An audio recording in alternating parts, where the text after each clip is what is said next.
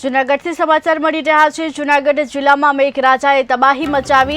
છેલ્લા 4 દિવસથી મન મૂકીને મેઘો વરસી રહ્યો છે। શહેરમાં જ્યાં જુઓ ત્યાં માત્ર પાણી જ પાણી।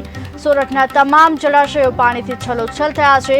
ખેડ પંથકમાં ફરી એકવાર તબાહીના દ્રશ્યો સામે આવ્યા। પંથકના અનેક ગામોમાં રસ્તાઓ બંધ થતાં હજારો વીઘા જમીનમાં પાક નિષ્ફળ ગયો છે।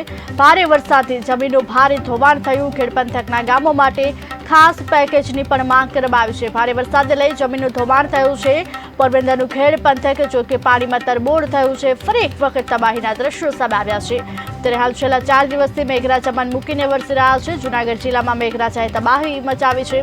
શહેરમાં જ્યાં જુઓ ત્યાં માત્ર પાણી જ પાણીના દ્રશ્યો સામે આવ્યા। સુરતના તમામ જળાશયો છલોછલ થયા છે।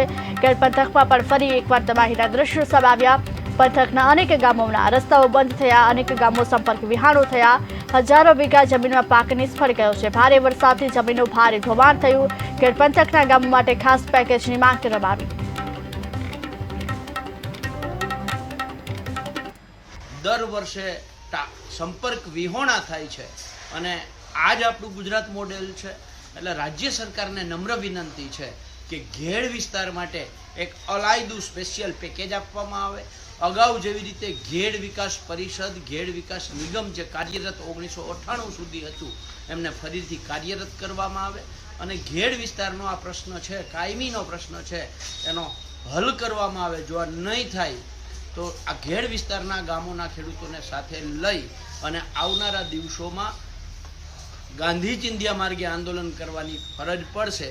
આવી બધી જ માંગો સાથે અત્યારે મુખ્યમંત્રીશ્રીને ઈમેલ દ્વારા પત્ર લખી